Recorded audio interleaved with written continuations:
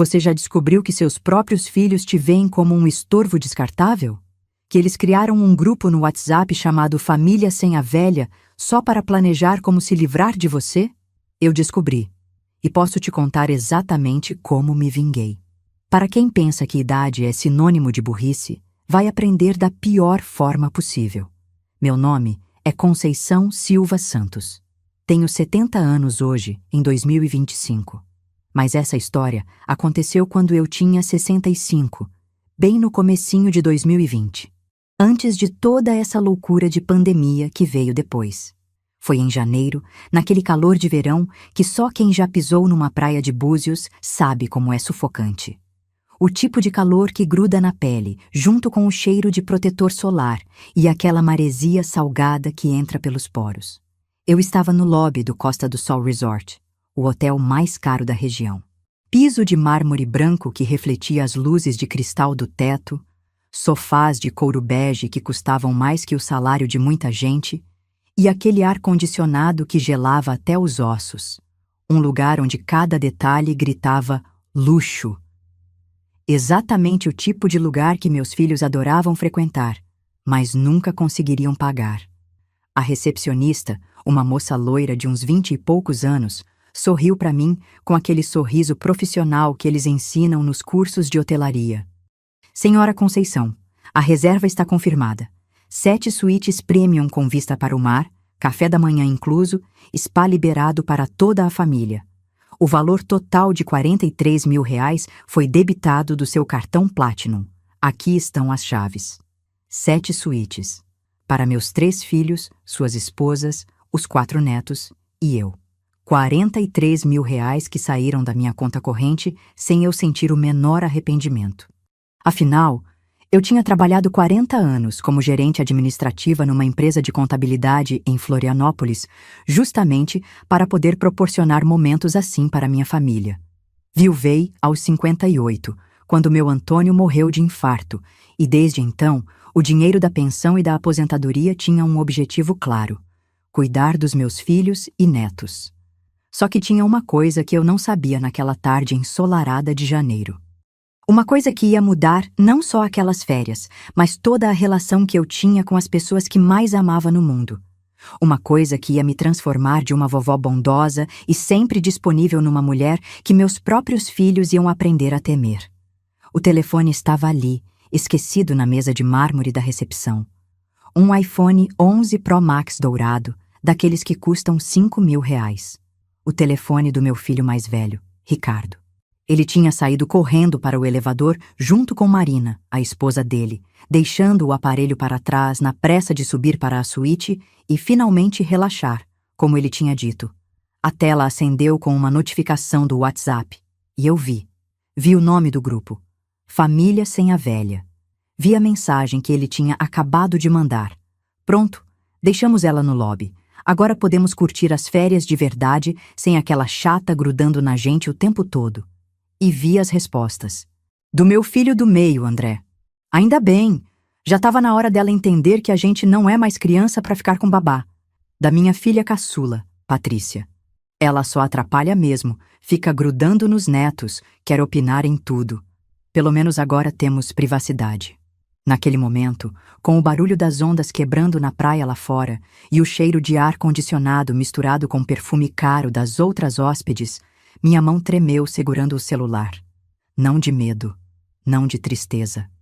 De uma raiva tão fria e calculada que eu mesma me assustei, porque eles não sabiam de uma coisa muito importante. Eu tinha o comprovante de pagamento de todas aquelas suítes salvo no meu celular. E eu sabia exatamente como cancelar tudo. Para entender o que aconteceu depois, você precisa conhecer quem eu realmente era antes daquele janeiro de 2020.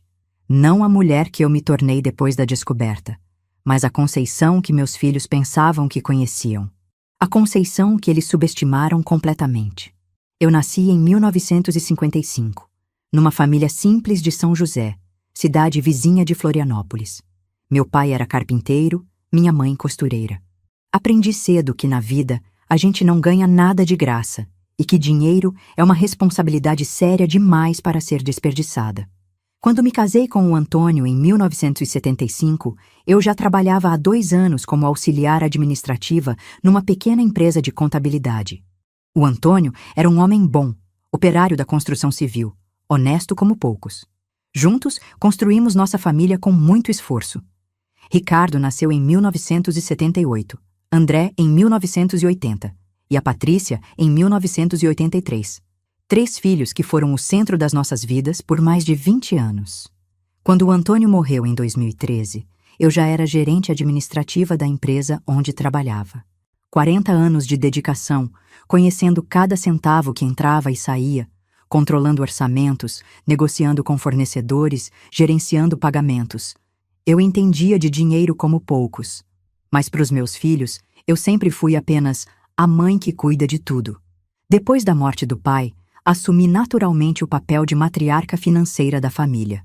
Ajudei o Ricardo a abrir o escritório de advocacia dele em 2015, emprestando R$60 mil que ele prometeu devolver assim que as coisas engatassem. Financiei o curso de administração da Patrícia numa faculdade particular. Dei entrada no apartamento do André quando ele se casou com a Silvia em 2017. Para eles, eu era a mãe Bank. Sempre disponível, sempre compreensiva, sempre pronta a abrir a carteira quando precisavam. E eu gostava desse papel, não vou mentir. Me sentia útil, necessária, amada. Pensava que estava construindo uma família unida onde todos se ajudavam. O que eu não percebia é que tinha virado uma ATM emocional. Eles sacavam carinho, atenção e dinheiro de mim, mas não faziam nenhum depósito de volta. Eu ia nos aniversários dos netos sempre carregada de presentes. Pagava jantares em restaurantes caros quando nos reuníamos. Financiava viagens, roupas, cursos, presentes. A Marina, esposa do Ricardo, sempre me tratava com uma educação fria e calculada. Ela vinha de uma família de classe média alta de Florianópolis. Tinha estudado em colégio particular, falava inglês fluente. Para ela, eu era a sogra simplicona, que tinha dinheiro, mas não tinha classe. Ela aceitava minha generosidade, mas sempre com um ar de superioridade, como se estivesse fazendo um favor em me deixar pagar as contas. O André era o mais sutil na manipulação. Sempre carinhoso, sempre me chamando de mãezinha querida, mas só aparecia quando precisava de alguma coisa. A conta da creche dos filhos, o IPTU do apartamento, o conserto do carro. Vinha com aquele sorriso que herdou do pai, e eu derretia toda. A Patrícia era a mais direta. Ela me tratava como uma funcionária da família. Mãe, preciso de dinheiro para o curso de inglês. Mãe, o Gabriel precisa de material escolar. Mãe, pode levar as crianças no médico que eu tenho reunião? Ordens disfarçadas de pedidos, que eu sempre acatava porque era o que uma mãe faz. E eu? Eu fingia que não percebia. Fingia que aquilo era amor de verdade. Fingia que eles precisavam de mim tanto quanto eu precisava deles. Vivia numa bolha de negação, me convencendo de que era feliz sendo útil. Mas no fundo, bem no fundo, uma parte de mim já sabia que alguma coisa estava errada.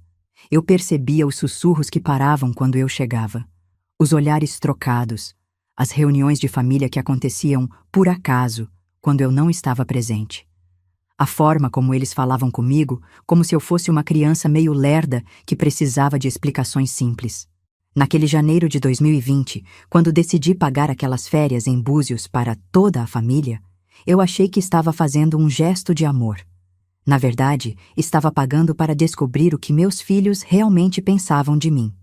E descobrir que para eles eu não passava de um estorvo com cartão de crédito. O telefone do Ricardo vibrou mais uma vez na mesa de mármore. Eu olhei ao redor do lobby. A família já tinha subido, a recepcionista estava ocupada com outros hóspedes, e eu estava sozinha com aquela descoberta que doía mais que qualquer dor física que já senti na vida. Mas eu sou filha de catarinense, e catarinense não se entrega fácil. Em vez de começar a chorar ali mesmo no meio do lobby mais caro de Búzios, eu fiz o que sempre faço quando a situação fica difícil. Respirei fundo, organizei as ideias e comecei a planejar. Primeiro, li todas as mensagens do grupo Família Sem a Velha, e elas eram piores do que eu imaginava. Marina, Vocês viram como ela ficou emocionada quando soube da viagem? Patética, como se fosse um favor pra gente levar ela junto. André: pior é quando ela fica dando pitaco na educação das crianças, como se soubesse alguma coisa de pedagogia moderna. Patrícia: e aquela mania dela de querer dividir quarto comigo? Pelo amor de Deus, eu tenho 37 anos. Não vou mais dividir quarto com mamãe. Ricardo: pelo menos ela paga tudo. Enquanto a carteira dela estiver aberta, a gente aguenta. Mas essas férias vão ser só nossas. Ela que se vire no quarto dela. Marina: exato. A gente aparece nas refeições para não ficar muito na cara, mas o resto do tempo, ela que se entretenha sozinha. Quero ver se ela aprende que não somos obrigados a ficar babando o ovo para ela só porque ela paga as coisas. Cada palavra era uma punhalada. Mas uma punhalada que estava me abrindo os olhos para uma realidade que eu me recusava a enxergar há anos. Eles não me amavam, me toleravam, me usavam, e ainda por cima me desprezavam por deixar. O que mais doeu foi perceber que aquilo não era novidade. O grupo tinha mensagens de dezembro, novembro, outubro. Meses de conversas onde eles planejavam como me evitar nas reuniões de família, como dividir meus presentes sem que eu soubesse, como lidar com minha carência de atenção. Em outubro, quando fiz 65 anos, eles tinham combinado entre si quem ia ficar responsável por cada parte da festa. Não porque queriam me homenagear, mas porque a velha vai ficar chata se não fizer festa e aí vai cortar a mesada de todo mundo. Mesada. Era assim que eles chamavam minha ajuda financeira. Como se eu fosse obrigada a sustentar 3 adultos funcionais só porque era mãe deles. Mas a mensagem que mais me marcou foi uma que o André tinha mandado em novembro. Às vezes penso se a mãe não faz isso de propósito, essa coisa de bancar tudo pra gente não conseguir dispensar ela. É meio doentio, não acham? Tipo aquelas mães possessivas dos filmes. Possessiva. Doentia. Patética. 37 anos sendo mãe, 7 anos sendo viúva, uma vida inteira me sacrificando pela felicidade deles. E era isso que pensavam de mim. Sentei numa das poltronas de couro do lobby, com o celular do Ricardo na mão, e pela primeira vez em décadas me permiti sentir raiva de verdade. Não a irritação passageira que a gente sente no trânsito, ou quando a conta da luz vem mais alta. Raiva de verdade. O tipo de raiva que muda uma pessoa para sempre.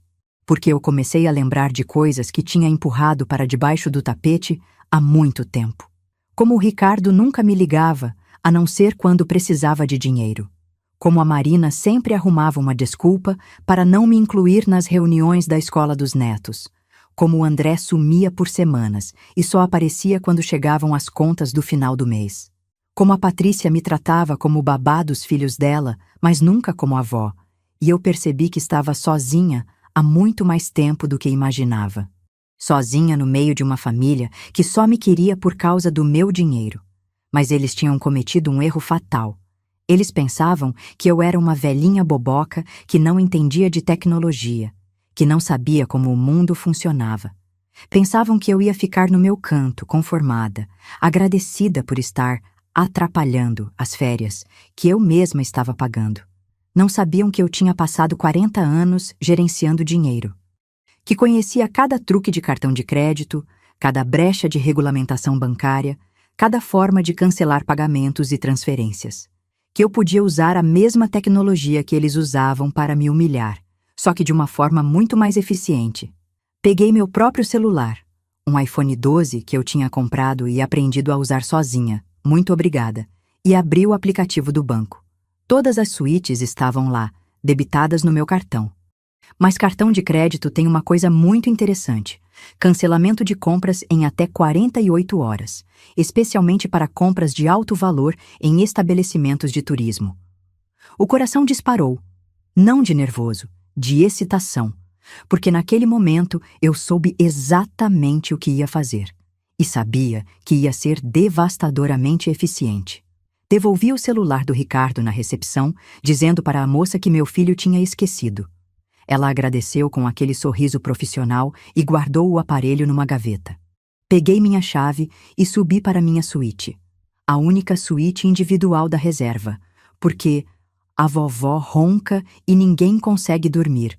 segundo o que eu tinha lido nas mensagens. Mas em vez de me jogar na cama e chorar, como eles esperavam que eu fizesse, sentei na varanda com vista para o mar e comecei a trabalhar. Trabalhar como eu não trabalhava há anos, desde os tempos mais puxados da empresa de contabilidade. Primeiro, abri o WhatsApp no meu celular e criei um grupo só comigo. Operação Dignidade. Sim, eu sei usar o WhatsApp, muito obrigada. Aprendi quando nasceu minha primeira neta em 2015, porque queria ver as fotos que eles mandavam. Só que eles nunca souberam que eu sabia usar direito, porque sempre fingia que precisava de ajuda para não incomodar com perguntas. Comecei a documentar tudo. Tirei print de cada comprovante de pagamento que tinha feito para eles nos últimos 2 anos. E vocês não fazem ideia do que eu descobri organizando aqueles números. Nos últimos 24 meses, eu tinha transferido para os 3 filhos um total de R$ 287 mil. Isso sem contar os presentes, as compras de supermercado que eu fazia e levava nas casas deles, as contas que eu pagava diretamente. Ricardo, R$ 123 mil. Financiamento de equipamentos para o escritório, pagamento de funcionária, até as prestações do carro da Marina. André, R$ 89 mil. IPTU, condomínio, escola das crianças, plano de saúde. Patrícia, R$ 75 mil. Curso de pós-graduação, roupas, viagens para São Paulo a trabalho. R$ 287 mil em 2 anos, quase 150 mil por ano. Mais de 12 mil por mês. Um salário de executivo que eu estava pagando para cada um deles viver acima das possibilidades. Mas o pior não eram os números. O pior era perceber o padrão. Eles só me ligavam quando chegavam contas. O Ricardo me mandava mensagens sempre nas mesmas datas. Dia 5, vencimento do financiamento. Dia 10, salário da secretária. Dia 15, prestação do carro. Dia 25, cartão de crédito da Marina. Como um relógio suíço. O André era ainda mais previsível. Todo dia 30 do mês vinha com a ladainha. Mãezinha, chegaram as contas aqui em casa, você pode dar uma ajudinha? E eu, como uma boba, achava que era carinho. A Patrícia era a mais criativa. Inventava crises. Mãe, o Gabriel está doente e precisa de um médico particular. Mãe, a Sofia não tem roupa de inverno. Mãe, meu carro quebrou. Sempre uma emergência diferente, sempre na época que o dinheiro dela terminava. Sentada naquela varanda de frente para o mar, com o som das ondas que devia ser relaxante, mas estava me dando energia para continuar investigando, comecei a entender que eu não era mãe. Era um plano de previdência privada dos meus filhos. Peguei meu notebook. Sim, eu tenho notebook e sei usar muito bem. E acessei minha conta do banco pela internet. A área de investimentos estava toda lá. CDB, Tesouro Direto, LCI, LCA. Uns R$ 800 mil bem aplicados, rendendo 6% ao ano. Dinheiro que eu tinha juntado a dedo, sacrificando viagens, roupas, restaurantes, para garantir minha independência na velhice. Só que, na prática, eu estava usando esse dinheiro para sustentar 3 sanguessugas adultas que me desprezavam. Abri minha agenda de contatos e comecei a ligar para pessoas que eu não ligava há meses. Amigas da época da empresa, colegas da igreja, vizinhas. Comecei a perguntar, com o maior cuidado, como era a relação delas com os filhos adultos. Dona Carmen, minha antiga chefe. Conceição, meus filhos me ligam toda semana só para saber como estou. Não pedem dinheiro, só querem conversar. Às vezes eu que insisto em ajudar quando sei que estão apertados. Marlene, da igreja. Minha filha me proibiu de pagar as coisas para ela. Diz que já é adulta e que meu dinheiro é para eu me cuidar. Imagina só. Irene, vizinha. Meus filhos fazem questão de me levar para jantar todo mês, e eles que pagam. Dizem que trabalharam a vida toda para poder retribuir o que fiz por eles. Cada conversa era uma punhalada na ferida, porque eu comecei a perceber que a relação que eu tinha com meus filhos não era normal, não era saudável. E definitivamente não era amorosa. Às 7 da noite, hora do jantar, desci para o restaurante do hotel. Era um ambiente elegante, com vista para a piscina e o mar ao fundo, garçons de uniforme branco circulando entre as mesas de madeira clara. O tipo de lugar onde cada prato custava mais de R$ 100. Minha família já estava numa mesa grande próxima à janela. Fingiram que ficaram felizes em me ver, claro. Oi, mãe! Estava com saudade. Vem sentar aqui do lado da vovó. Os netos correram para me abraçar. Eles ainda eram pequenos demais para entender a falsidade dos pais. Durante o jantar, prestei atenção em cada detalhe. Como eles pediam os pratos mais caros do cardápio sem nem olhar os preços. Como a Marina reclamou que o vinho da casa não era do nível que estamos acostumados. Como o Ricardo pediu 2 sobremesas porque estava em férias e merecia. Merecer. Eles mereciam um jantar de R$ 500 por pessoa. Mereciam suítes de R$ 6.000 por noite. Mereciam férias em Búzios, enquanto eu merecia ficar quietinha no meu canto. E foi durante a sobremesa, quando a Marina reclamou que a mousse de maracujá estava muito doce para o paladar dela, que eu tive a ideia que mudaria tudo. Na manhã seguinte, enquanto eles dormiam à ressaca de uma noite de drinks caros no bar do hotel, saí para dar uma voltinha pela praia. Mas, na verdade, estava indo encontrar uma pessoa muito específica, João, o gerente do hotel. João era um homem de uns 50 anos, nascido em Florianópolis como eu, que tinha subido na vida através do turismo. Começou como garçom em hotéis baratos e chegou a gerente de um dos resorts mais caros do Brasil. Gente como a gente, que sabia o valor do dinheiro e da dignidade. Dona Conceição. Ele me cumprimentou quando me viu na recepção. Tudo bem com a hospedagem? Família satisfeita? João, posso conversar com você? Em particular? Fomos para a sala dele, um ambiente profissional mais acolhedor, com vista para os jardins do hotel. Contei para ele, sem entrar em muitos detalhes, que tinha descoberto algumas coisas desagradáveis sobre minha família e que estava pensando em fazer algumas mudanças na reserva. Olha, Dona Conceição, ele disse, se inclinando para a frente na cadeira. Eu trabalho há 30 anos com turismo e já vi de tudo. Família que abandona idoso no hotel, que deixa a conta em aberto, que trata funcionário mal. O que a senhora precisa? Você pode me mostrar exatamente o que cada um dos meus filhos está gastando além da diária? Restaurantes, spa, frigobar, atividades? João mexeu no computador por alguns minutos. O que ele me mostrou confirmou tudo o que eu estava pensando. Em apenas 2 dias, eles já tinham gastado R$ 8.000 extras. Ricardo e Marina, 3.000 em massagens, vinhos e pratos especiais. André e Silvia, 2.500 em passeios de barco e compras na lojinha do hotel. Patrícia, 2.500 em tratamentos no spa e bebidas na piscina. E tem mais uma coisa, Dona Conceição, João disse, baixando a voz. Ontem à noite, depois que a senhora subiu, eles pediram para transferir tudo o que gastarem para a conta da sua suíte. Falaram que a senhora estava cuidando de tudo e que era tradição da família. Tradição da família. Claro. João, me faz um favor? Pode separar as contas? Cada casal fica responsável pelos próprios gastos? Claro. E Dona Conceição, posso dar uma sugestão? A senhora tem todo o direito de alterar a forma de pagamento da hospedagem. Se quiser dividir as diárias entre os adultos, é só falar. Voltei para minha suíte com informações suficientes para destruir qualquer ilusão que ainda restava sobre o caráter dos meus filhos. Mas eu precisava saber mais. Precisava entender exatamente com quem estava lidando. Liguei para minha velha amiga Neuza, que trabalhava no cartório de registros de Florianópolis. Pedi para ela fazer uma pesquisa discreta sobre a situação financeira dos meus filhos. Em troca, prometi que explicaria tudo depois. O que ela descobriu me deixou com uma raiva que eu nem sabia que era capaz de sentir. Ricardo devia R$ 120.000 em cartões de crédito. Tinha pego empréstimos usando como garantia o escritório que eu ajudei a montar. Estava sendo processado por um cliente insatisfeito e não tinha dinheiro para pagar o advogado da defesa. Todo aquele papo de advocacia bem-sucedida era mentira. Ele estava quebrado e desesperado.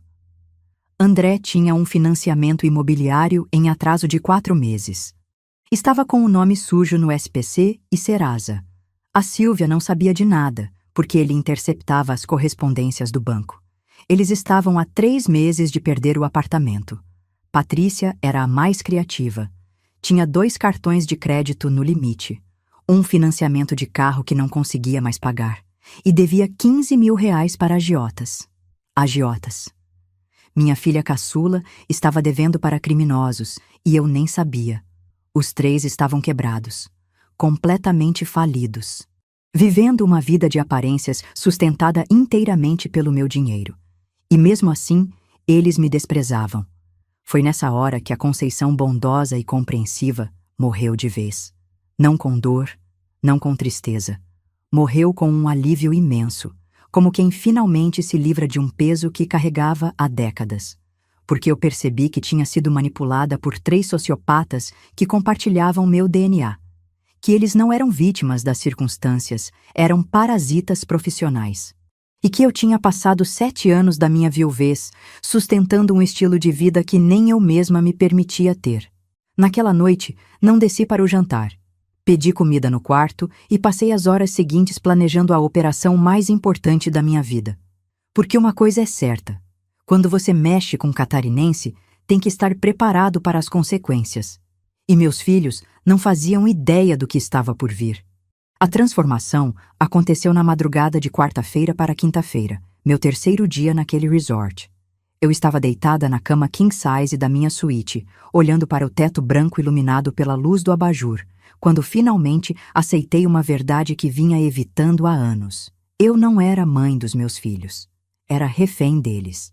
E reféns, quando conseguem se libertar, não têm obrigação de ser bondosos com seus sequestradores. Levantei da cama às 3 da manhã, abri meu notebook e comecei a trabalhar como não trabalhava desde os tempos da empresa.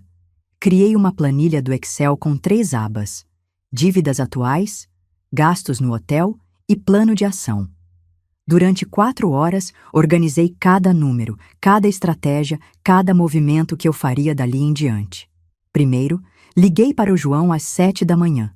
Ele atendeu no segundo toque. Profissional como sempre. João, preciso alterar algumas coisas na reserva. É possível a gente conversar antes do café da manhã? Claro, dona Conceição. Venho buscá-la na sua suíte. Quando ele chegou, expliquei meu plano inicial. Queria dividir as diárias das suítes entre os 3 filhos, cada casal ficando responsável por 2 dias da hospedagem. Era uma forma de ensinar independência financeira, expliquei. João sorriu de um jeito que me disse que ele sabia exatamente o que estava acontecendo. A senhora tem todo o direito. Vou fazer as alterações no sistema. E dona Conceição, se precisar de mais alguma coisa, é só falar. Eu cresci cuidando da minha avó e sei como algumas famílias tratam os idosos. O café da manhã foi um espetáculo. Mesa farta, vista para o mar, uma manhã de sol perfeita. Minha família chegou toda sorridente, com aquela pose de família feliz em férias, que eles sabiam representar tão bem. Bom dia, mãe. Dormiu bem? Ricardo me beijou na testa com o carinho fake de sempre. Dormi ótimo, filho. Inclusive, tenho uma novidade para vocês. Eles pararam de mastigar. Novidade da mãe nunca era boa coisa, principalmente quando vinha com aquele tom de voz que eles ainda não conheciam. Conversei com o gerente do hotel. A partir de hoje, vamos dividir as despesas das suítes entre vocês 3. Cada casal fica responsável por pagar 2 dias da própria hospedagem. É uma forma de vocês aprenderem a ser mais independentes. O silêncio foi sepulcral. Marina engasgou com o suco de laranja. André parou com o garfo no ar. Patrícia arregalou os olhos. Mãe, Ricardo disse com aquela voz pausada que ele usava quando queria me manipular. A gente não trouxe dinheiro para isso. Você disse que pagaria tudo. E eu paguei os primeiros 2 dias. Agora é a vez de vocês mostrarem responsabilidade. Afinal, vocês são adultos bem-sucedidos, não são? Mas mãe... André tentou o sorriso charmoso que sempre funcionava. Você sabe que a gente anda meio apertado. Foi por isso que você ofereceu pagar as férias. Eu ofereci? Estranho, porque na minha memória vocês pediram as férias e eu aceitei pagar. Mas tudo bem, agora é uma boa oportunidade de aprenderem a se virar. A Marina sussurrou alguma coisa no ouvido do Ricardo. Patrícia olhou para os filhos com cara de pânico. André tentou rir, como se fosse uma brincadeira. Tá brincando, né, mãe? Você sempre paga tudo. Sempre mesmo? Interessante como vocês veem nossa relação. Eu pago, vocês gastam. Eu trabalho, vocês aproveitam. Eu me sacrifico, vocês se divertem. Que família mais equilibrada a nossa, não acham? O tom de ironia era novo. Eles nunca tinham me ouvido falar assim. Durante 65 anos, eu tinha sido a Conceição submissa, compreensiva, sempre disponível. Agora eles estavam conhecendo a Conceição que eu escondia debaixo dessa máscara há décadas. Mãe, o que deu em você? Patrícia estava visivelmente incomodada. Você está estranha desde ontem. Estou estranha? Ou vocês que nunca prestaram atenção suficiente em mim para perceber como eu realmente sou? Levantei da mesa, peguei minha bolsa e saí do restaurante sem olhar para trás. Mas parei no canto da parede, onde eles não podiam me ver, e escutei a conversa que se seguiu. Que porra foi essa? Marina falou baixo, mas não baixo o suficiente. Ela deve estar passando por alguma coisa. Menopausa tardia, sei lá. Ricardo estava nervoso. Gente, a gente não tem dinheiro para pagar hospedagem aqui, André sussurrou. Meu cartão está no limite. O meu também. Patrícia estava desesperada. Meu Deus, o que a gente vai fazer? Calma. Vamos conversar com ela. Ela sempre volta atrás. É só fazer aquela carinha de coitadinho que ela derrete toda. Carinha de coitadinho. Era assim que eles me manipulavam há anos. Voltei para minha suíte e liguei para a gerência do hotel. João, pode vir aqui? Tenho mais algumas alterações para fazer. Quando ele chegou, expliquei a segunda fase do meu plano. Queria cancelar todas as diárias futuras da minha reserva, mantendo apenas minha própria suíte. Eles teriam que renegociar a hospedagem diretamente com o hotel. A senhora tem certeza? Isso vai causar um desconforto considerável para eles. João, eles me chamaram de estorvo. Disseram que eu só atrapalho. Agora vão descobrir como é estar numa situação realmente atrapalhada. Ele não questionou mais nada. Em 30 minutos, todo o sistema foi alterado. As 6 suítes da minha família agora eram de responsabilidade deles. E o valor? R$ 41 mil pelos 4 dias restantes. R$ 41 mil que eles não tinham. 2 horas depois, meu telefone tocou. Era o Ricardo. Mãe, precisamos conversar? Desceu aí na recepção? Não posso, filho. Estou ocupada organizando minha vida financeira. Descobri que estava gastando muito dinheiro com coisas desnecessárias. Coisas desnecessárias. Como sustentar 3 adultos parasitas. À tarde, eles tentaram a chantagem emocional. Subiram na minha suíte com os netos. Vovó, a mamãe falou que a gente vai embora hoje. É verdade? A Sofia, de 6 anos, estava com os olhos cheios de lágrimas. Olhei para a Patrícia, que tinha claramente instruído a filha a fazer aquela pergunta. Sofia, amor da vovó, vocês só vão embora se os papais e mamães decidirem. A vovó pagou a parte dela das férias certinha. Agora é com eles. Mãe, pelo amor de Deus! Patrícia explodiu. Você está usando as crianças para nos chantagear. Eu? Quem trouxe as crianças aqui para me fazer sentir culpa foi você, filha. Eu só respondi a pergunta da minha neta com honestidade. Naquela noite, eles tentaram a última cartada. A reunião familiar dramática. Bateram na porta da minha suíte às 9 horas, todos juntos, com caras sérias. Mãe, senta aí. Precisamos ter uma conversa de família. Sentei na poltrona da varanda, de frente para eles que se espremeram no sofá da sala. Mãe, a gente está preocupado com você. Marina começou com aquele tom condescendente que sempre usava. Esse comportamento agressivo não é normal. Talvez seja a hora de procurar um médico, fazer alguns exames. Agressivo. Eu estava sendo agressiva por não bancar mais os caprichos deles. Que médico você sugere, Marina? Psiquiatra? Geriatra? Ou talvez um cardiologista, já que vocês querem me dar um infarto de tanto estresse? Não é isso, mãe. André tentou ser diplomático. É que a gente sempre teve uma dinâmica familiar, sabe? Você sempre gostou de cuidar da gente. E vocês sempre gostaram de ser cuidados, mesmo tendo 30, 40 anos. Mesmo tendo filhos próprios, mesmo sendo capazes de trabalhar e se sustentar sozinhos. Mãe, Ricardo estava perdendo a paciência. Para com essa palhaçada. Você sabe muito bem que a gente não trouxe dinheiro para pagar hospedagem aqui. Trouxeram dinheiro para todas as outras coisas.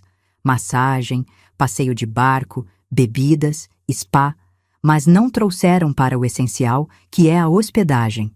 Interessante essa prioridade financeira de vocês. Foi nessa hora que eles perceberam que eu sabia de tudo. Dos gastos extras, das contas transferidas para mim, do desrespeito completo aos meus limites. E foi nessa hora que a máscara deles também caiu. Sabe de uma coisa? Ricardo se levantou, claramente irritado. Você está sendo egoísta, mãe. A vida toda você reclamou que a gente não dava atenção, e agora que estamos aqui tentando passar um tempo em família, você fica fazendo birra. Birra. Defender minha dignidade era birra. E você sabe de uma coisa, Ricardo? Vocês vão descobrir exatamente como é viver sem a birra da mamãe. Boa sorte. Eles saíram da minha suíte batendo a porta, e eu sorri pela primeira vez em dias, porque a vingança ainda nem tinha começado de verdade. Você já assistiu um gato brincando com um rato antes de matá-lo? Pois foi exatamente assim que me senti na manhã de quinta-feira, depois que meus filhos saíram da minha suíte batendo a porta. Eu tinha o controle total da situação, e eles nem faziam ideia. A primeira jogada foi sutil, quase imperceptível. Durante o café da manhã, onde eles apareceram com caras de poucos amigos e me cumprimentaram secamente, fingi estar com dificuldades para usar meu celular. Ai, que raiva! Disse bem alto, mexendo no aparelho com gestos exagerados. Esse WhatsApp está com problema. Ricardo, você pode me ajudar? Não consigo ver as mensagens direito. Ricardo veio até mim com aquele suspiro impaciente que eu conhecia bem.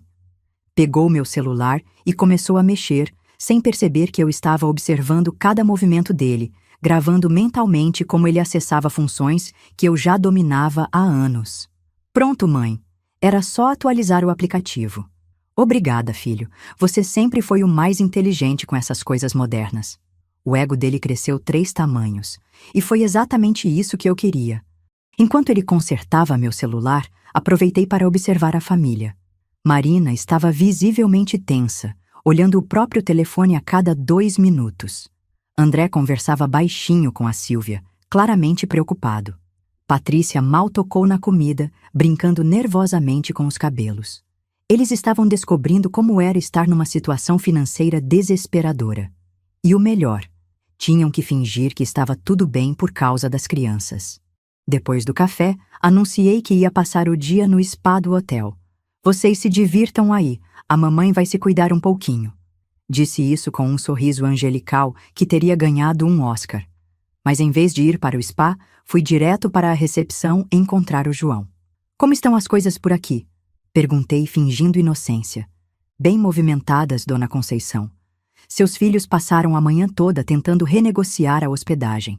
Queriam transferir tudo para o cartão de crédito, mas os 3 cartões foram negados.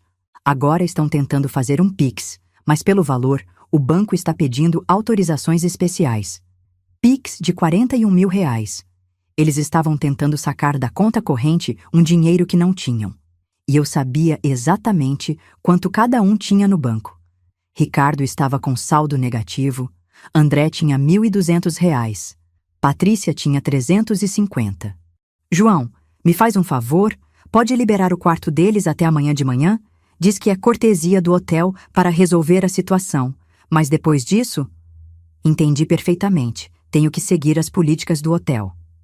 À tarde, encontrei com eles na piscina. Estavam todos juntos numa mesa de sombra, claramente fazendo uma reunião de crise.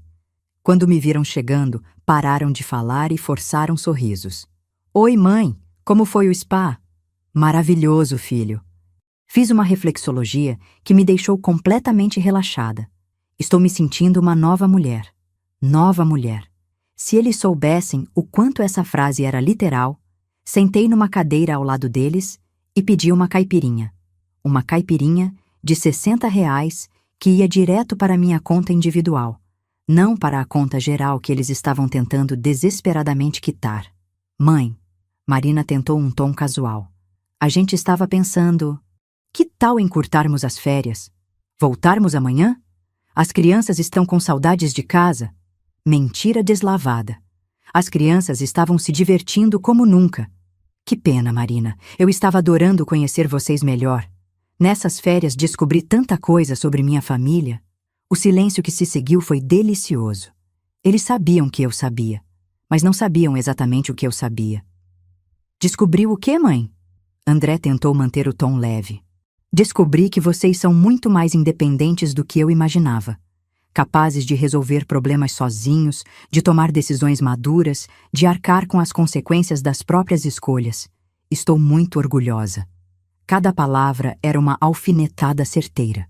Eles estavam se remexendo nas cadeiras como crianças sendo repreendidas. Foi nessa hora que comecei a segunda fase do plano.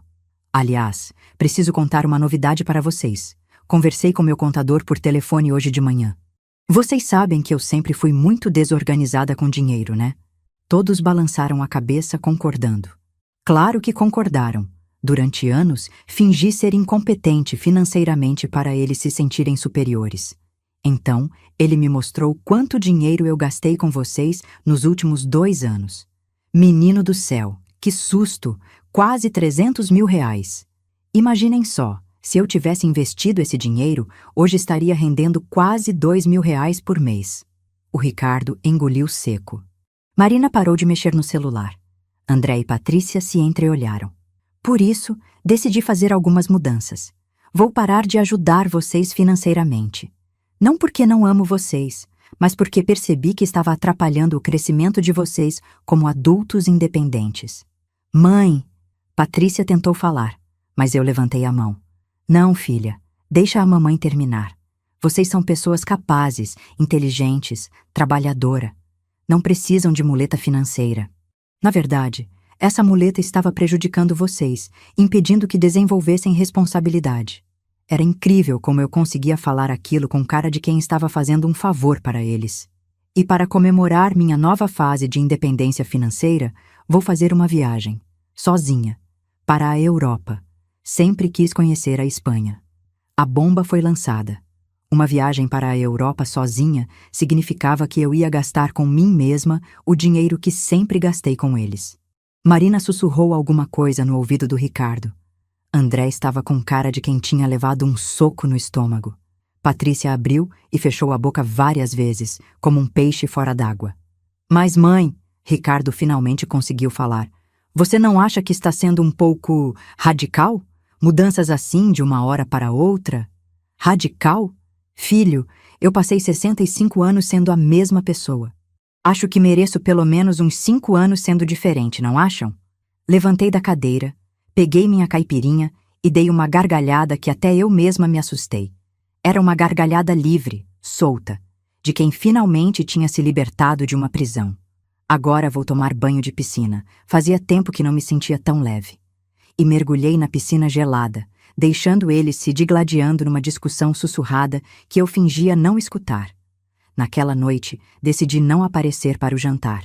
Em vez disso, pedi comida no quarto e liguei para algumas pessoas muito específicas. Ligações que iam plantar sementes para colheitas futuras. Primeira ligação, para a imobiliária que administrava o apartamento do André. Boa noite, eu sou Conceição Silva Santos, mãe do André Santos. Ele me pediu para ligar e avisar que vai atrasar o pagamento das próximas prestações do financiamento. Problemas temporários, sabe como é? Senhora Conceição, o André já está com 4 meses de atraso. Se não regularizar até o final do mês, vamos ter que executar a dívida. Ah, eu não sabia que a situação estava assim tão complicada. Bem, ele me pediu para avisar que vai tentar resolver, mas não garantiu nada. Segunda ligação, para a secretária do Ricardo. Oi, Márcia. Aqui é a dona Conceição, mãe do Dr. Ricardo. Ele me pediu para ligar e avisar que na semana que vem vai precisar dispensar você temporariamente. Questões de redução de custos do escritório. Dona Conceição, mas eu não sabia de nada. E meu salário desse mês? Ah, querida, dessas coisas burocráticas eu não entendo. É melhor você conversar direto com ele. Terceira ligação, para a escola da Sofia, filha da Patrícia. Boa noite, sou a avó da Sofia Santos. A Patrícia me pediu para ligar e avisar que está com dificuldades para pagar a mensalidade deste mês.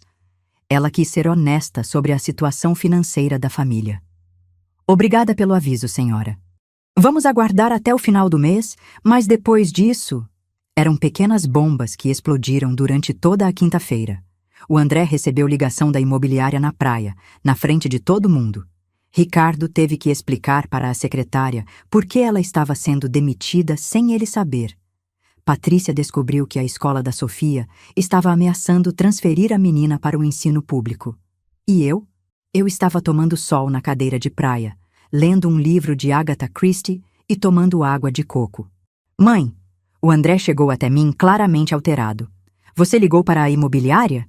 Liguei, filho. Você me pediu, lembra? Ontem você disse que estava com dificuldades para pagar as coisas e que talvez fosse precisar pedir ajuda para resolver. Eu não disse isso. Não? Que estranho. Então devo ter entendido errado. Sabe como é? Memória de velho. Voltei a ler meu livro, fingindo que a conversa tinha acabado. Mãe, me olha aqui. Isso não é brincadeira. Por causa dessa sua ligação, eles estão ameaçando executar meu apartamento. Tirei os óculos de sol e olhei para ele com a cara mais inocente que consegui fazer. Filho, você está me assustando. Por que você está gritando comigo? Se há problemas no seu apartamento, você que tem que resolver. Você é um homem adulto, casado, pai de família. Eu não tenho nada a ver com isso. Foi nessa hora que ele percebeu. Percebeu que a mãe boboca que sempre resolvia os problemas dele tinha sumido, e que no lugar dela estava uma mulher que ele não conhecia. O que deu em você, mãe? Você está diferente, estranha, até maldosa. Maldosa? Por não resolver seus problemas? André, durante 30 anos eu limpei a bunda de vocês três. Literalmente quando eram bebês, figurativamente quando viraram adultos. Agora decidi que vocês já são grandes o suficiente para se limparem sozinhos. A cena estava chamando a atenção de outros hóspedes. André percebeu e baixou a voz. Tá bom, depois a gente conversa com calma. Mas por favor, não fica ligando para os lugares falando da nossa vida. Claro, filho, não vou mais ligar para lugar nenhum. Vocês que se virem. Ele saiu pisando duro na areia. E eu voltei para Agatha Christie com um sorriso no rosto. À tarde foi a vez da Patrícia. Mãe, precisamos conversar. A escola da Sofia ligou dizendo que você falou sobre problemas financeiros. Que história é essa? Ah, foi sobre aquilo que você me contou ontem. Sobre estar apertada com dinheiro, lembra? Eu não te contei nada. Não? Então foi a Marina? Ou o André? Nossa, não consigo mais distinguir quem me conta o quê. Vocês falam tanto sobre dinheiro quando estão perto de mim. Patrícia me olhou com uma expressão que eu nunca tinha visto. Era medo misturado com raiva misturado com desespero.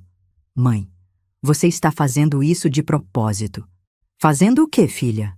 Isso que você está fazendo. Fingindo que não entende, falando coisas que comprometem a gente, cortando nossa ajuda financeira bem na hora que mais precisamos. Agora estava ficando interessante. Ela estava admitindo que precisavam da minha ajuda. Patrícia, você tem 37 anos, é formada, trabalha, é mãe de 2 filhos. Por que precisa da ajuda financeira da sua mãe de 65 anos? Porque as coisas estão difíceis para todo mundo. Estão mesmo? Engraçado, porque ontem vocês todos pareciam estar ótimos. Pedindo massagem, passeio de barco, spa, bebidas caras, não pareciam pessoas com dificuldades financeiras. A gente queria aproveitar as férias. Claro, aproveitar as férias que eu paguei, com o dinheiro que eu juntei, para vocês gastarem em supérfluos enquanto devem o essencial. Foi nessa hora que ela começou a chorar. Não lágrimas de tristeza. Lágrimas de raiva e frustração. Você não era assim, mãe. Você era carinhosa, compreensiva, sempre ajudava quando a gente precisava. E vocês não eram assim, filha. Vocês eram gratos, respeitosos e não me chamavam de estorvo em grupos de WhatsApp. O choro parou na hora. Ela arregalou os olhos. Como eu soube? Filha, vocês realmente acham que eu sou burra? Que passei 65 anos na Terra sem aprender nada sobre pessoas? Sem entender quando estou sendo usada? Levantei da cadeira de praia e fiquei de pé na frente dela. Pela primeira vez em décadas, minha filha caçula pareceu pequena perto de mim. Patrícia, eu li cada mensagem daquele grupo. Sei que vocês me veem como um estorvo. Sei que me trouxeram nessas férias só porque eu estava pagando. Sei que planejaram me abandonar no lobby. E agora estão descobrindo o que acontece quando o estorvo decide parar de bancar a festa. Deixei ela ali, parada na areia, com cara de quem tinha levado um balde de água fria, porque ainda tinha mais surpresas guardadas para o dia seguinte. Sexta-feira amanheceu com uma chuva fina e persistente, daquelas que deixam o ar pesado e o mar cinzento. O clima perfeito para o que eu tinha planejado. Desci para o café da manhã mais tarde que o normal, usando um vestido novo que tinha comprado na lojinha do hotel na tarde anterior. Um vestido caro, elegante, que custou R$ 800 e foi direto para minha conta pessoal. Queria que eles vissem exatamente como era quando eu gastava dinheiro comigo mesma. A família estava numa mesa de canto, claramente tentando passar despercebida. As crianças pareciam confusas com a atenção dos adultos. Os meus filhos e noras estavam com caras péssimas, olheiras, cabelos desarrumados, gente que tinha passado a noite acordada tentando resolver problemas financeiros. Bom dia, família! Cumprimentei com alegria exagerada. Como dormiram? Murmúrios baixos de resposta. Ninguém tinha dormido bem, obviamente. Sentei numa mesa separada, pedi um café da manhã completo e caro e liguei para minha amiga Neuza, bem alto, para eles escutarem. Neuza, querida, sou eu, Conceição. Tudo bem?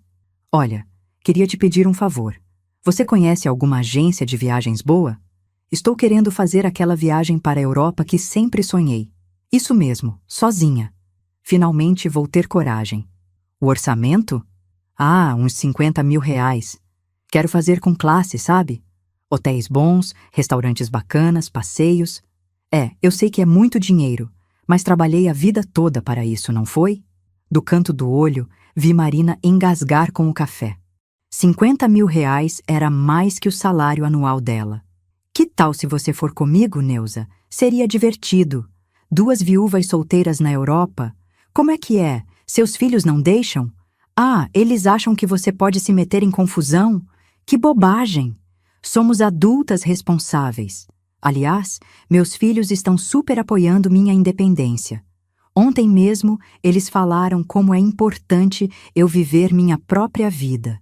Ricardo estava vermelho de raiva. André mexia no celular compulsivamente.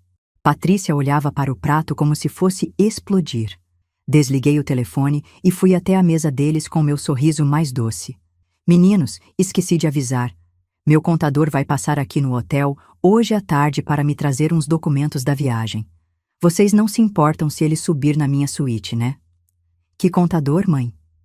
Ricardo tentou manter a voz controlada. O Sebastião, que cuida das minhas finanças há 15 anos. Vocês nunca conheceram porque sempre fingi que não entendia de dinheiro. Mas agora que decidi assumir o controle da minha vida financeira, vou apresentá-lo para vocês. Mentira completa. Não existia contador nenhum. Mas eles não sabiam disso. Aliás, continuei, ele trouxe uma ideia interessante. Disse que posso colocar meu dinheiro numa previdência privada que rende mais que a poupança. O único problema é que fica bloqueado por 5 anos. Mas como não tenho mais gastos extras, olhei bem para eles. Acho que vou fazer. 5 anos. O dinheiro deles ia ficar bloqueado por 5 anos. Marina sussurrou alguma coisa urgente no ouvido do Ricardo. André engoliu seco. Patrícia parecia que ia vomitar. Mãe! Ricardo tentou o tom paternal que sempre usava para me manipular. Não acha que está tomando decisões importantes rápido demais? Talvez seja melhor conversar com a família antes. Conversar com a família? Que interessante essa sugestão, Ricardo. E quando vocês conversaram comigo antes de criar aquele grupo, Família Sem a Velha? Silêncio total. Até as crianças pararam de falar. Ou quando conversaram comigo antes de planejar me abandonar no lobby do hotel? Ou quando conversaram comigo antes de transferir todas as contas extras para minha suíte? André tentou falar alguma coisa, mas eu levantei a mão. Não, filhos. Durante 65 anos, eu conversei com vocês antes de tomar qualquer decisão. Pedi opinião, busquei aprovação, me submeti aos desejos de vocês. Agora é minha vez de tomar decisões sozinha. Voltei para minha mesa e pedi uma segunda xícara de café. Café especial, importado, que custava R$ 40 a xícara. Às 2 horas da tarde, subi para minha suíte e me arrumei como se estivesse esperando visita. Maquiagem caprichada, roupa social, sapatos de salto. Desci para a recepção e pedi para o João me ajudar com uma encenação. Preciso que você finja ser meu contador. Só por meia hora. É parte do plano. João sorriu. Dona Conceição, a senhora está virando uma estrategista melhor que muito executivo que hospeda aqui. Subimos para minha suíte, onde João representou perfeitamente o papel de contador. Falou sobre investimentos, previdência privada, bloqueio de recursos, viagem para a Europa. Falou alto o suficiente para qualquer um que passasse no corredor escutar. E claro que alguém passou. André, por acaso, estava no corredor quando descemos. Oi, mãe. Quem é esse senhor? Ah, André, este é o Sebastião, meu contador. Sebastião, este é meu filho do meio, André. Aquele que vai perder o apartamento se não pagar o financiamento. A cara do André foi um poema. João Sebastião cumprimentou com seriedade profissional. Muito prazer, André. Sua mãe falou muito de você. Uma pena essa situação financeira complicada que vocês estão passando. Situação complicada? André tentou rir. Não é nada demais. Ah, não? João olhou para mim. Dona Conceição, então você entendeu errado quando disse que eles estavam desesperados porque não conseguem pagar nem a hospedagem do hotel? Pronto. Estava armado o circo. André ficou branco. Mãe, que história você contou para ele? História? Filho, eu só falei a verdade. Que vocês estão com dificuldades financeiras e que eu decidi parar de ajudar para vocês aprenderem responsabilidade. João balançou a cabeça com ar de aprovação. Muito sábia, Dona Conceição. Filhos adultos têm que aprender a se sustentar sozinhos. É um favor que a senhora está fazendo para eles. André tentou argumentar, mas João o interrompeu. Rapaz, sua mãe me mostrou as planilhas. Vocês gastaram quase R$ 300 mil do dinheiro dela em 2 anos. Isso não é ajuda familiar, é dependência química. Só que em vez de droga, vocês são viciados no dinheiro da mamãe. A comparação foi genial. André saiu dali, visivelmente abalado. João desceu comigo para a recepção, onde nos despedimos teatralmente. Obrigada por tudo, Sebastião. Amanhã mesmo vou ao banco fazer aquela aplicação de longo prazo que você sugeriu. Perfeito, Dona Conceição. 5 anos é um prazo ótimo para o dinheiro render. E sem possibilidade de resgate antecipado, a senhora não vai ter tentação de gastar.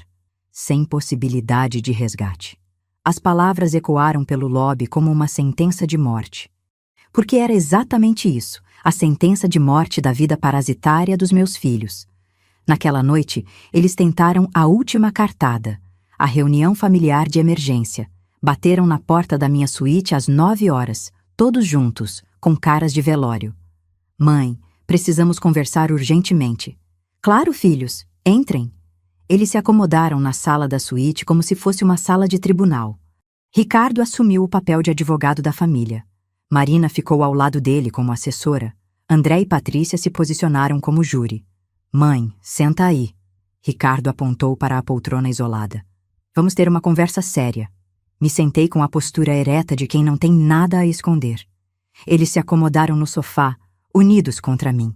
Mãe, Ricardo começou com aquele tom grave que usava nos tribunais. Estamos preocupados com seu estado mental. Essas mudanças súbitas de comportamento, decisões impulsivas, agressividade, não é normal. Estado mental. Eles estavam tentando me declarar incapaz. Que decisões impulsivas, Ricardo? Cortar nossa ajuda de uma hora para outra. Querer viajar sozinha para a Europa. Fazer investimentos de longo prazo sem consultar a família. Contratar esse contador do nada. Ah, você está preocupado com minhas decisões financeiras? Que interessante. E as suas decisões de gastar R$ 123 mil do meu dinheiro em 2 anos sem me consultar foram impulsivas também? Ele engoliu seco. Não esperava que eu soubesse dos números exatos. É diferente, mãe. Isso foi ajuda familiar. Foi? Então as massagens de R$ 3 mil que vocês fizeram ontem também foram ajuda familiar? Os passeios de barco de 2.500 também? As bebidas de R$ 500 por dia também? Marina tentou intervir. Conceição, você está exagerando. Exagerando? Marina, você que sugeriu que eu preciso de médico. Que tal você consultar um psiquiatra para entender por que se sente no direito de gastar o dinheiro da sogra que despreza? Eu não desprezo você. Não? Então por que me chamou de patética no grupo Família Sem a Velha? O silêncio foi ensurdecedor. Marina ficou vermelha como um tomate. André tentou mudar o rumo da conversa. Mãe, a gente sabe que errou. Podemos conversar sobre isso, se desculpar. Se desculpar? André, você acha que 30 anos de manipulação emocional se resolvem com um desculpa? Você acha que descobrir que meus filhos me veem como estorvo descartável se cura com uma conversinha? Não foi isso que quisemos dizer. Patrícia tentou ser conciliadora. Não foi? Então o que vocês quiseram dizer com deixamos ela no lobby, agora podemos curtir as férias de verdade sem aquela chata grudando na gente? Cada palavra daquelas mensagens que eu citei de memória foi como um tapa na cara deles. Porque não tinha como negar, não tinha como justificar, não tinha como amenizar. Mãe, Ricardo voltou ao tom autoritário. Independente dos erros que cometemos, você não pode tomar decisões financeiras importantes no estado emocional em que está. Estado emocional? Ricardo, pela primeira vez em décadas, eu estou pensando com clareza total. Não estou mais sob influência de chantagem emocional, manipulação afetiva ou síndrome de vira-lata familiar. Vira-lata familiar? André não entendeu a expressão. É quando alguém se sente tão grato por migalhas de afeto que aceita qualquer humilhação. Eu fui vira-lata familiar de vocês por tempo demais. Levantei da poltrona e fiquei de pé na frente deles. Pela primeira vez na vida, eu estava olhando meus filhos de cima para baixo.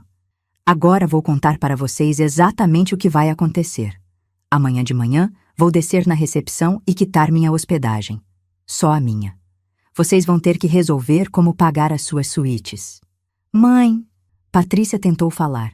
Ainda não terminei. Segunda-feira, quando voltarmos para Florianópolis, vou ao banco e faço a aplicação de longo prazo que meu contador sugeriu. Todo o dinheiro que sobrou depois dos 300 mil que gastei com vocês vai ficar bloqueado por 5 anos. Você não pode fazer isso, Marina explodiu. Não posso. Marina, é o meu dinheiro. Eu trabalhei 40 anos para juntar esse dinheiro. Não é herança de vocês, não é obrigação minha sustentar vocês. É minha aposentadoria que eu vou usar para viver minha vida. Ricardo se levantou, claramente alterado. Mãe, você está sendo egoísta. E a família? E os netos? Egoísta? Dei uma gargalhada que saiu mais amarga do que eu esperava. Ricardo, vocês gastaram 300 mil reais do meu dinheiro e me chamam de egoísta? Vocês criaram um grupo para falar mal de mim e eu sou egoísta? Vocês me abandonaram no lobby do hotel que eu paguei e eu sou egoísta? André tentou uma última cartada. E se a gente prometer mudar? Se a gente prometer que vai ser diferente? Olhei para ele com uma expressão que ele nunca tinha visto na minha cara. Era piedade misturada com decepção. André, vocês têm 30, 40 anos. Se ainda não aprenderam a me respeitar, não vão aprender agora. E sabe por quê? Porque vocês não me respeitam. Vocês respeitam meu dinheiro. Isso não é verdade. Patrícia estava chorando.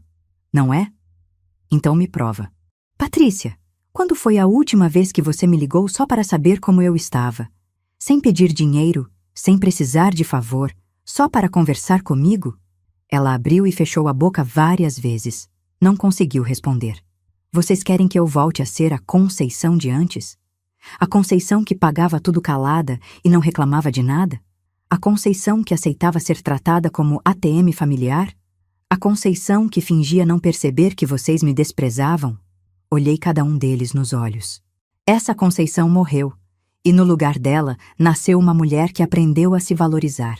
Eles saíram da minha suíte em silêncio, sem bater a porta dessa vez, porque sabiam que tinham perdido. E eu sabia que a vingança ainda não tinha acabado. O melhor ainda estava por vir. Sábado de manhã, amanheceu com um sol radiante, como se o próprio universo estivesse aprovando o que eu tinha planejado para aquele dia. Era o último dia das férias, o dia do check-out, o dia em que toda a verdade viria à tona. Acordei às 6 da manhã. Me arrumei com cuidado especial. Escolhi um conjunto social azul marinho, sapatos de salto médio, maquiagem discreta, mas impecável. Queria estar apresentável para o grande final. Prendi os cabelos num coque elegante e me olhei no espelho. A mulher que me olhava de volta não era mais a Conceição submissa de uma semana atrás. Era uma guerreira prestes a vencer sua batalha mais importante. Desci para o café da manhã às 7 horas, 1 hora antes do que a família costumava aparecer. Queria tomar meu café com calma, observar o movimento do hotel, me preparar mentalmente para o que estava por vir. O restaurante estava quase vazio, apenas alguns hóspedes matinais e os funcionários organizando o buffet. Sentei numa mesa com vista para a entrada, de onde podia ver quando minha família chegasse. Às 8h15, eles apareceram, visivelmente abatidos, claramente ansiosos. As crianças pareciam confusas com o clima tenso.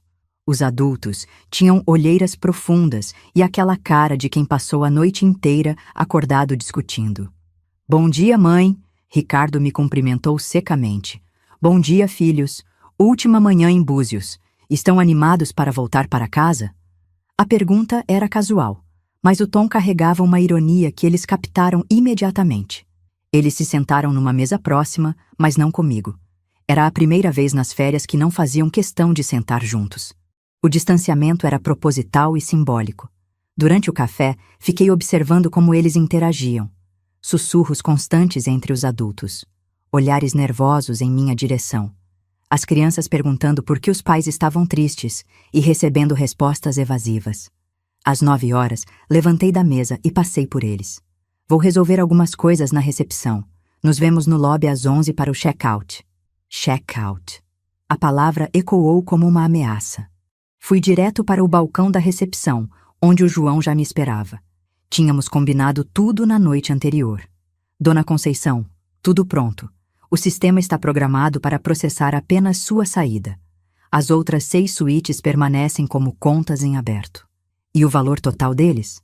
R$ 41.600. Hospedagem, mais todos os extras que consumiram durante a semana. R$ 41.600.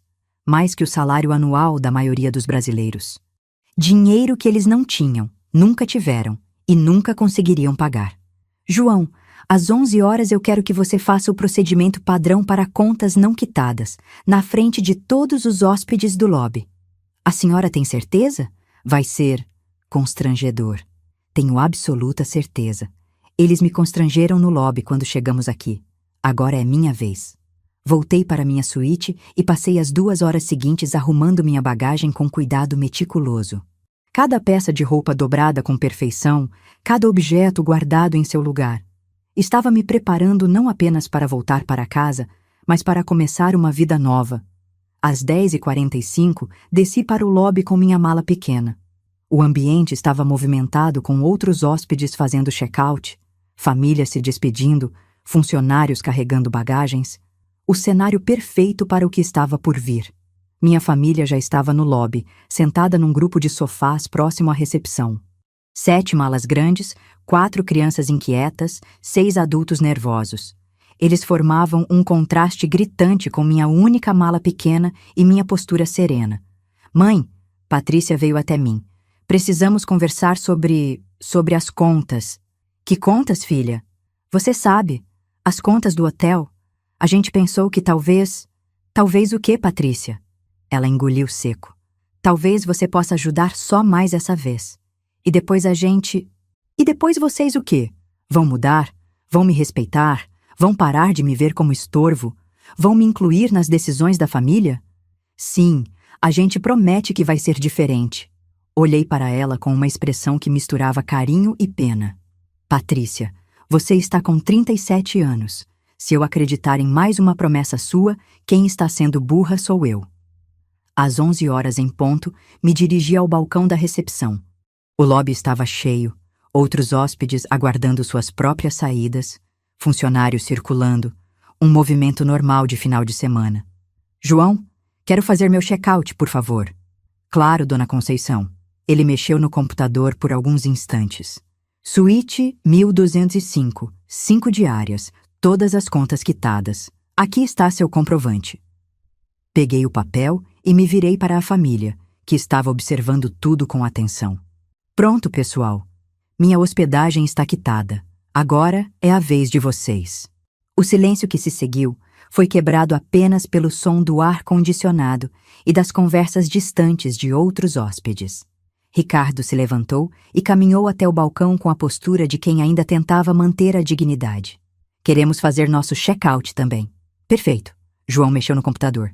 Suítes 1201, 1202, 1203, 1204, 1206 e 1207. 6 suítes, 5 diárias cada, mais consumo extra. O valor total é de R$ 41.600. A cifra ecoou pelo lobby como um gongo. Forma de pagamento? João perguntou profissionalmente. Ricardo tirou o cartão de crédito do bolso com mãos ligeiramente trêmulas. Cartão. João passou o cartão na máquina. Alguns segundos de tensão. Depois, o bip característico da negação. Transação negada, limite insuficiente. As palavras transação negada ecoaram pelo lobby como um tiro. Alguns hóspedes próximos pararam de conversar e olharam discretamente em nossa direção. O constrangimento que Ricardo tentou disfarçar era visível a quilômetros de distância. Ah, deve ser problema no cartão, ele disse com um riso forçado. Deixa eu tentar o outro. Segundo cartão, mesmo ritual, mesma máquina, mesmo resultado. Transação negada. André se aproximou do balcão tentando ajudar o irmão. Deixa eu tentar com o meu cartão. Terceiro cartão. Terceira negação. A essa altura, outras pessoas no lobby começaram a prestar atenção na nossa situação. Um grupo de jovens que estava fazendo check-out na recepção ao lado parou para observar. Uma família com crianças se virou para olhar. Até funcionários que passavam diminuíram o passo para escutar. Vocês têm outra forma de pagamento? João perguntou, mantendo o profissionalismo, mas claramente constrangido pela situação. Pix. Patrícia sugeriu desesperadamente. A gente pode fazer Pix. Claro, João acenou. R$ 41.600 via Pix. Sandré pegou o celular e abriu o aplicativo do banco. Digitou o valor, confirmou os dados, aguardamos todos em silêncio. Saldo insuficiente, ele murmurou. O quê? Marina perguntou alto demais. Saldo insuficiente, André repetiu mais baixo dessa vez. Foi nesse momento que eu decidi intervir. Caminhei até o balcão, onde minha família estava reunida numa semicírculo de desespero, e falei numa voz clara e alta o suficiente para todos no lobby escutarem. Filhos, vocês estão com algum problema financeiro? A pergunta era óbvia para qualquer um que estivesse presenciando a cena, mas o jeito que fiz soou como se eu fosse uma mãe preocupada oferecendo ajuda. Mãe, Ricardo sussurrou. Por favor. Por favor o quê, Ricardo? Estou apenas perguntando se meus filhos estão bem. Afinal, R$ 41.000 não é muito dinheiro para pessoas bem-sucedidas como vocês. O lobby estava ficando mais silencioso. As conversas dos outros hóspedes diminuíram de volume. Todo mundo queria escutar o desenrolar daquela situação constrangedora. Dona Conceição, João entrou no teatro. Eles podem tentar entrar em contato com o banco? Às vezes é problema de limite. Claro que podem. Filhos, por que não ligam para o banco? Tenho certeza de que vocês têm crédito suficiente. Afinal, são pessoas responsáveis, trabalhadoras, independentes. Cada palavra era uma alfinetada certeira. Responsáveis para pessoas que deviam para agiotas. Trabalhadoras para quem sustentava o estilo de vida com dinheiro da mãe. Independentes para quem não conseguia pagar a própria conta de hotel. Ricardo ligou para o banco. A conversa foi sussurrada, mas todos nós escutamos quando ele falou limite de emergência e R$ 40.000.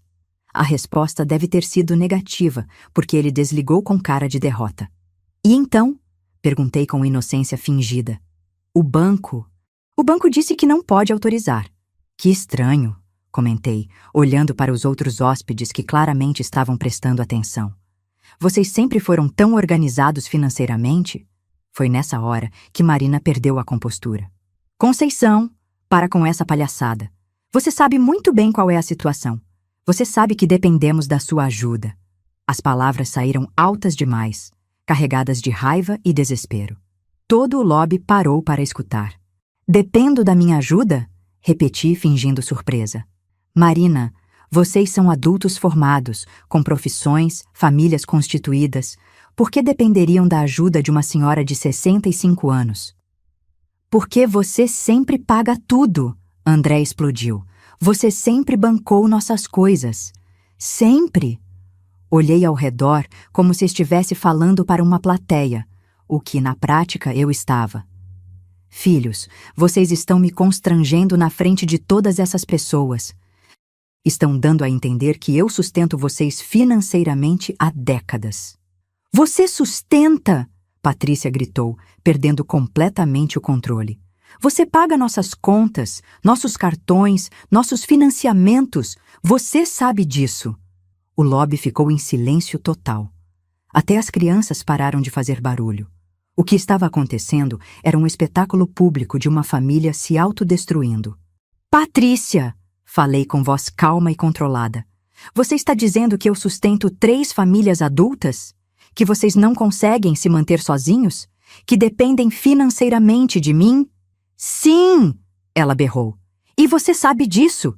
E agora está fazendo esse teatro só para nos humilhar. Pronto. Estava armado o palco para o grande finale. Humilhar vocês? Tirei meu celular do bolso e abri o WhatsApp. Filhos, vocês querem falar sobre humilhação? Li em voz alta para todo o lobby escutar. Pronto, deixamos ela no lobby. Agora podemos curtir as férias de verdade sem aquela chata grudando na gente o tempo todo. Silêncio sepulcral. Ela só atrapalha mesmo. Fica grudando nos netos, quer opinar em tudo. Pelo menos agora temos privacidade. Algumas pessoas no lobby sussurraram entre si. Pelo menos ela paga tudo. Enquanto a carteira dela estiver aberta, a gente aguenta. Agora sim, todo mundo no lobby estava olhando para nós sem disfarçar. Essas mensagens, continuei com voz firme, são do grupo que vocês criaram chamado Família Sem a Velha e foram escritas anteontem, quando vocês me abandonaram neste mesmo lobby para curtir as férias que eu paguei sem a minha companhia chata. O constrangimento era palpável. Outros hóspedes nos olhavam com uma mistura de choque e pena. Funcionários paravam para observar. A situação tinha virado um espetáculo público de proporções épicas. Então sim, Marina. Olhei diretamente para ela. Estou fazendo um teatro, o mesmo teatro que vocês fizeram comigo durante décadas, só que agora com plateia.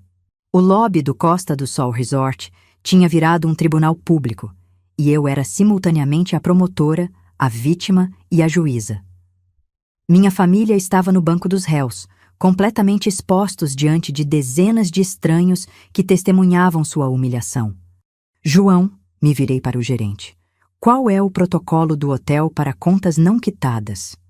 Bem, ele respondeu profissionalmente, mais alto o suficiente para todos escutarem. Em casos de inadimplência, precisamos reter as bagagens até a quitação da dívida. E, se necessário, acionamos a segurança. Reter as bagagens? Ricardo tentou manter alguma dignidade. Isso é ilegal. Na verdade, João explicou pacientemente, está no contrato que vocês assinaram. Em casos de não pagamento, o hotel tem o direito de reter pertences até a liquidação da dívida. Patrícia começou a chorar. Não lágrimas delicadas de quem está emocionada, mas soluços desesperados de quem percebeu que estava numa situação sem saída. Mãe, ela implorou, por favor, as crianças estão vendo isso tudo. Você não pode fazer isso conosco na frente dos seus netos.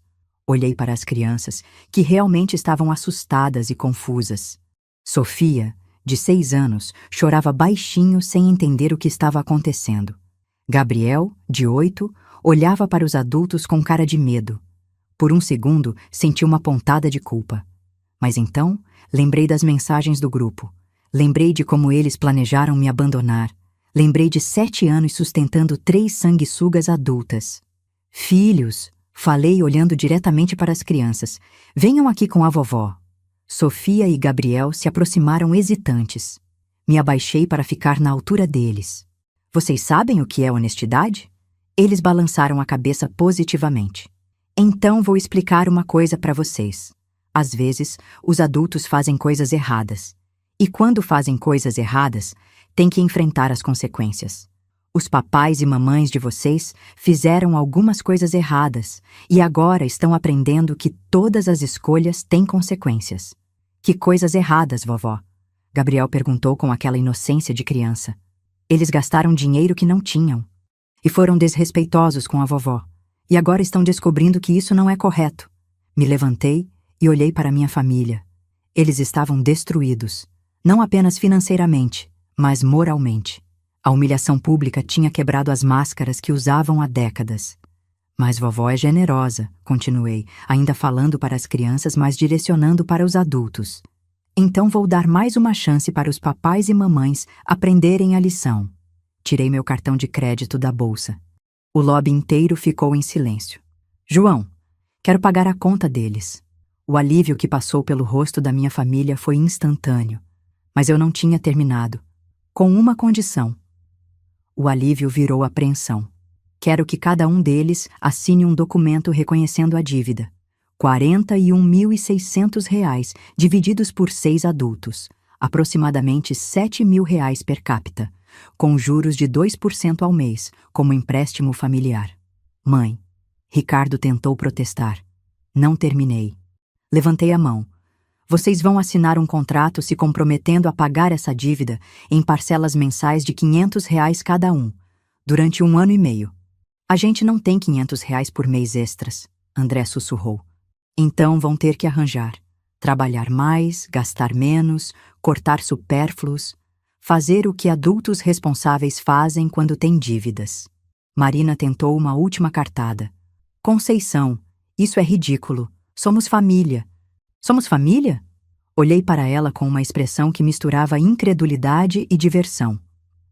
Marina, vocês passaram uma semana inteira me evitando nas férias que eu paguei. Vocês criaram um grupo para falar mal de mim. Vocês me chamaram de estorvo, de chata, de patética. E agora, quando precisam do meu dinheiro, somos família? O silêncio foi total. Escolham, falei com voz firme. Ou assinam o contrato e eu pago a conta, ou ficam aqui até conseguirem os 41 mil. Porque eu já fiz meu check-out e meu táxi chega em 15 minutos. Eles se entreolharam desesperadamente. Não tinham escolha e sabiam disso. Está bem, Ricardo murmurou. A gente assina? João, que tinha assistido a tudo com discrição profissional, se ofereceu para providenciar o contrato. Em 10 minutos, tínhamos um documento formal estabelecendo as condições do empréstimo.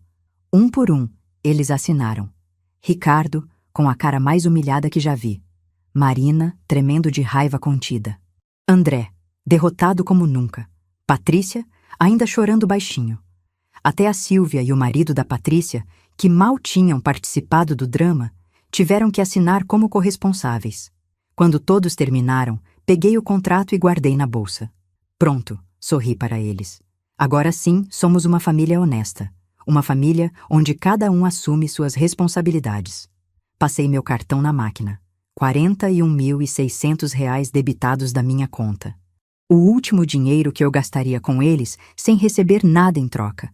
João, obrigada pela hospitalidade. Foi uma semana inesquecível. O prazer foi nosso, Dona Conceição. Espero vê-la novamente em breve. Peguei minha mala pequena e me dirigi para a saída. No caminho, parei ao lado da minha família, que estava reunida num grupo silencioso e cabisbaixo. Filhos, falei com carinho genuíno pela primeira vez em dias. Agora vocês vão aprender a ser adultos de verdade. E quem sabe, quando quitarem essa dívida, possamos ter uma relação baseada em respeito mútuo, em vez de dependência financeira. Olhei cada um nos olhos. As crianças podem me visitar quando quiserem. Elas são inocentes nessa história, mas vocês só são bem-vindos na minha casa quando conseguirem me olhar nos olhos e dizer que me respeitam. De verdade. Caminhei em direção à porta do hotel, onde meu táxi já estava esperando. Atrás de mim ouvi Patrícia chorando mais alto e Ricardo tentando acalmar a família. Quando entrei no carro e o motorista perguntou para onde íamos, olhei uma última vez para o lobby através do vidro traseiro. Minha família ainda estava lá, cercada de bagagens, cercada de vergonha, cercada de uma realidade que eles tinham se recusado a enxergar durante anos. Aeroporto, disse para o motorista. E pode ir com calma. Estou com todo o tempo do mundo. Porque pela primeira vez em décadas, meu tempo era só meu. Agora, 5 anos depois, quando olho para trás e relembro aquela semana em Búzios, sinto uma satisfação estranha e perturbadora. Uma satisfação que me assusta e me orgulha ao mesmo tempo. Porque eu descobri algo sobre mim mesma que talvez fosse melhor ter ficado escondido. Eu sou capaz de ser implacável quando necessário. É janeiro de 2025. Estou aqui na varanda do meu apartamento em Florianópolis, tomando um chimarrão e vendo o movimento da Lagoa da Conceição. Moro sozinha há 4 anos. Escolhi um apartamento menor, mais aconchegante só para mim. Sem quartos extras para visitas que não vêm, sem espaço desnecessário para uma família que me via como estorvo. Minha vida mudou completamente depois daqueles dias no resort. E não estou falando apenas da parte financeira, embora essa tenha sido radical também. 2 meses depois de voltarmos de Búzios, cumpri exatamente o que prometi. Coloquei todo o dinheiro restante numa aplicação de longo prazo. R$ 420 mil bloqueados por 5 anos, rendendo 8% ao ano. Foi um alívio imenso apertar o botão confirmar naquela tela do banco. Como se eu estivesse fechando definitivamente uma porta que deveria ter sido fechada há décadas. A porta que dizia Conceição ATM, saque livre 24 horas. Nos primeiros meses depois da vingança, eles tentaram todas as estratégias possíveis para me convencer a desfazer a aplicação. Ligações chorosas da Patrícia contando sobre as dificuldades financeiras. Visitas do Ricardo com argumentos jurídicos sobre alienação de bens familiares.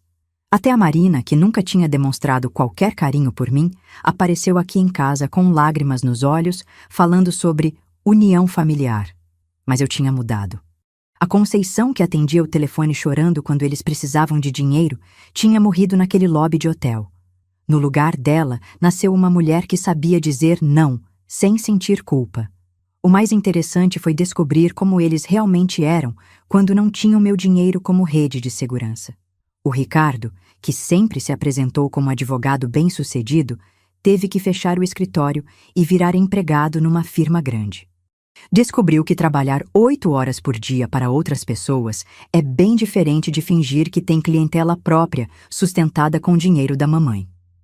A Marina, que se achava uma socialite refinada, teve que vender as bolsas de grife e começar a comprar roupas em promoção. Descobriu que ter classe é fácil quando alguém está pagando as contas. O André quase perdeu o apartamento mesmo, conseguiu renegociar a dívida por um triz. Ele e a Sílvia tiveram que colocar os filhos numa escola pública, que, por sinal, tem ensino melhor que a particular caríssima onde estudavam antes. Descobriu que o mundo não acaba quando você não pode pagar por status. A Patrícia foi a que mais sofreu. Teve que vender o carro, mudar para um apartamento menor, cortar todos os supérfluos. Mas foi também a que mais cresceu. Pela primeira vez na vida, ela aprendeu a administrar dinheiro de verdade. Aprendeu a diferença entre querer e precisar.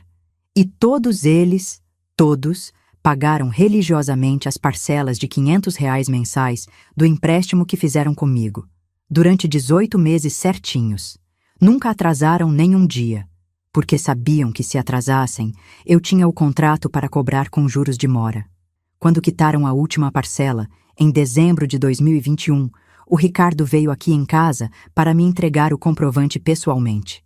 Ele tinha emagrecido, estava com cabelos grisalhos, parecia 10 anos mais velho, mas havia algo diferente no olhar dele, algo que eu nunca tinha visto antes.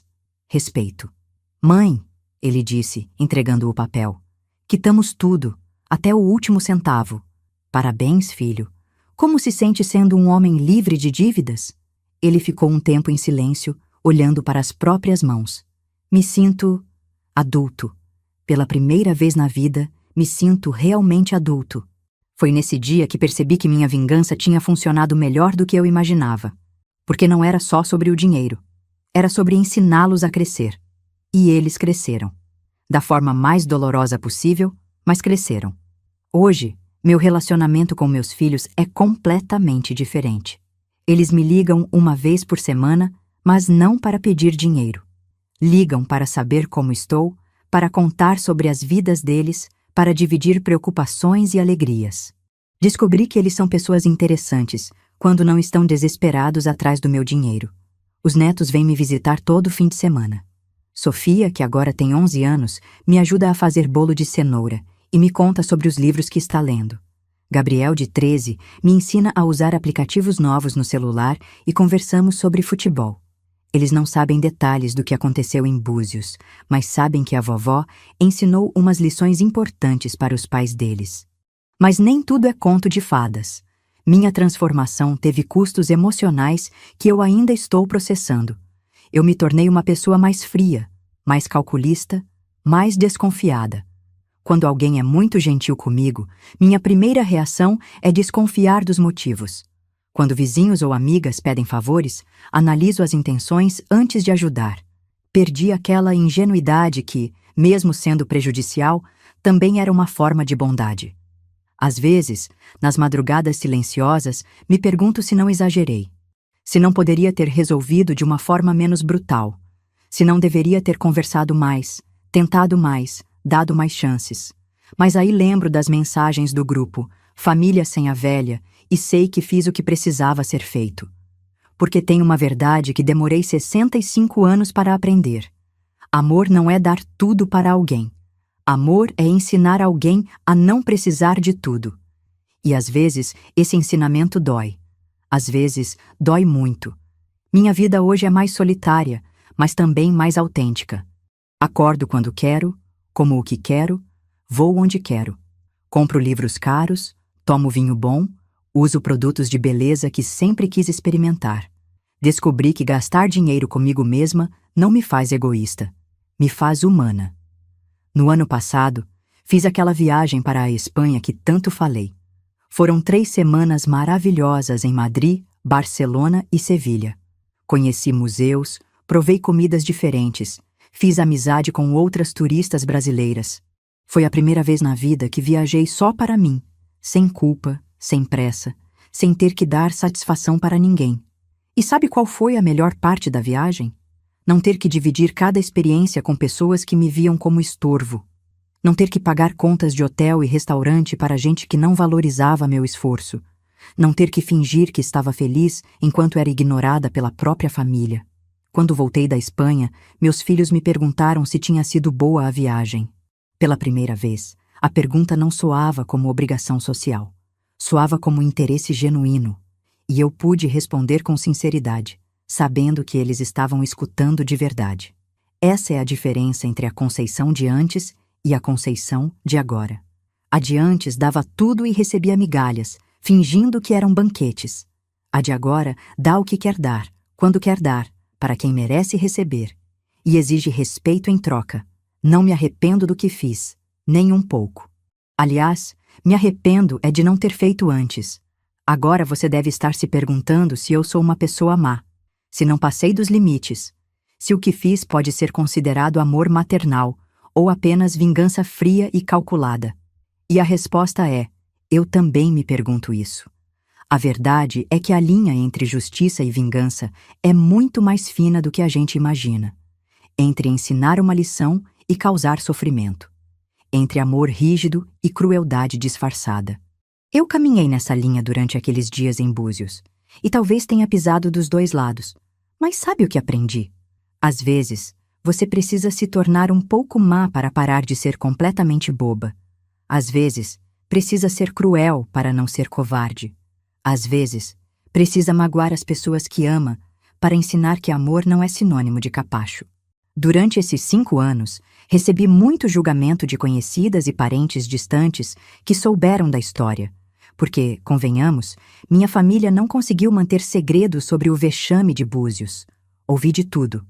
Que sou uma mãe desnaturada, que dinheiro não é mais importante que família, que deveria perdoar e esquecer. E sabe o que respondo? Que família que só existe quando há dinheiro envolvido não é família, é empresa. Que perdoar sem que haja arrependimento genuíno não é bondade, é estupidez. Que ensinar responsabilidade para adultos de 40 anos é um ato de amor, mesmo que doloroso. Porque o que essas pessoas não entendem é que eu não abandonei meus filhos. Eu parei de abandonar a mim mesma. Durante décadas, abandonei meus sonhos para financiar os deles. Abandonei meu bem-estar para garantir o conforto deles. Abandonei minha dignidade para sustentar o ego deles. A vingança de Búzios não foi contra meus filhos. Foi a favor de mim mesma. E os resultados falam por si. Hoje tenho filhos responsáveis, netos que me respeitam e relacionamentos baseados em afeto real, não em dependência financeira. Doeu? Doeu muito. Mas valeu cada lágrima, cada noite insone, cada momento de dúvida sobre minha própria bondade. Você que está me escutando provavelmente conhece alguém numa situação parecida. Uma mãe, uma avó, uma tia que sustenta a família adulta achando que isso é amor. Uma mulher que se sacrifica infinitamente por pessoas que a veem como obrigação, não como bênção. Se você é essa pessoa, quero que saiba de uma coisa.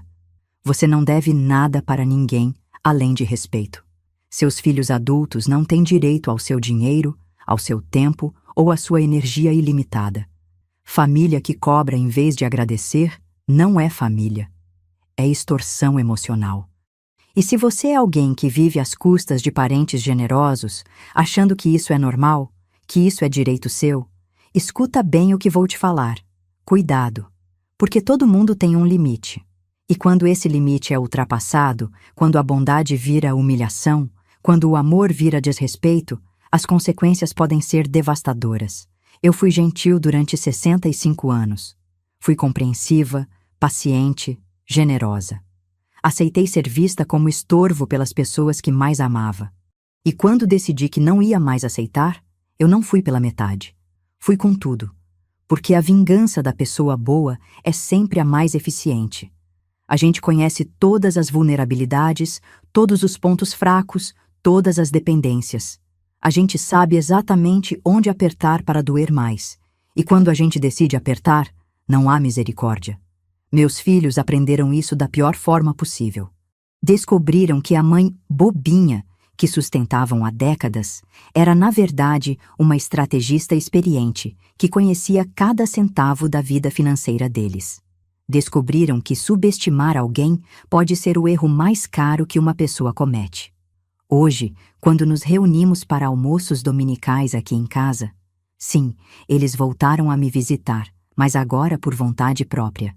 Às vezes, eu percebo um olhar diferente no rosto deles. É respeito misturado com um pouco de medo.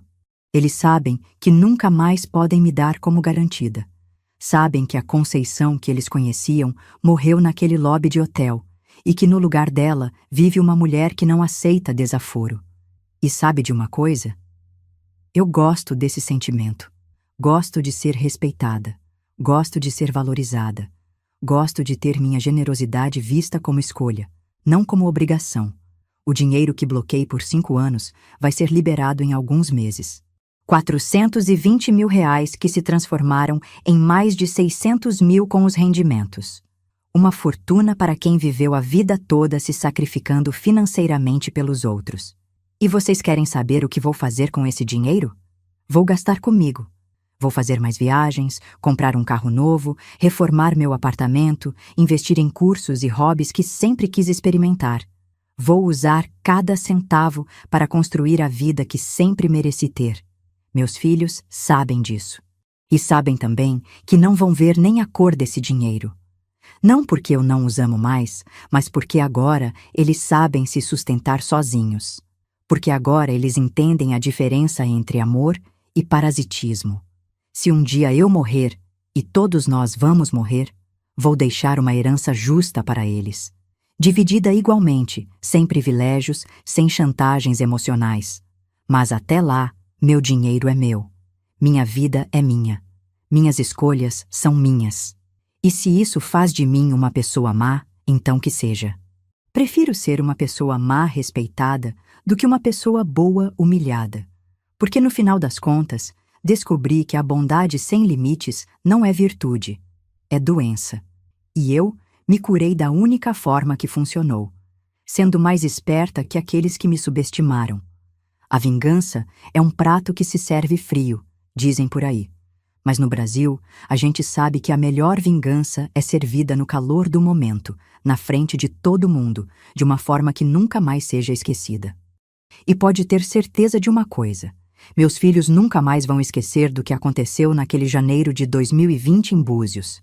Assim como eu, nunca vou esquecer do grupo Família Sem a Velha. A diferença é que agora, quando eles lembram, sentem vergonha. E quando eu lembro, sinto orgulho. Orgulho de ter descoberto que aos 65 anos ainda dava tempo de aprender a me valorizar. Orgulho de ter tido coragem de mudar uma dinâmica familiar tóxica. Orgulho de ter ensinado responsabilidade para 3 adultos que achavam que podiam viver como eternos adolescentes às minhas custas. E se você acha que exagerei, que poderia ter resolvido de outra forma, que uma mãe não deveria fazer isso com os próprios filhos, eu te pergunto: quantos anos você esperaria? Quantas humilhações aceitaria? Quanto desrespeito engoliria antes de dizer chega? Porque eu esperei 65 anos. E quando finalmente disse chega, foi de uma forma que ninguém nunca mais esqueceu. E sabe qual é a parte mais irônica de toda essa história? Hoje somos uma família mais unida do que nunca. Não porque fingimos que nada aconteceu, mas porque todo mundo sabe exatamente qual é o seu lugar. Eles sabem que são filhos amados, mas não sustentados. Eu sei que sou mãe respeitada, não explorada. Os netos sabem que a vovó os ama, mas também têm uma vida própria. É um equilíbrio que custou uma guerra para ser estabelecido. Mas agora que existe, ninguém quer quebrar. Porque todos nós aprendemos uma lição valiosa naqueles dias de janeiro em Búzios. Família se constrói com amor, respeito e limites. E quando qualquer um desses elementos falta, é hora de reconstruir. Mesmo que para isso você tenha que se tornar a vilã da própria história, pelo menos por um tempo.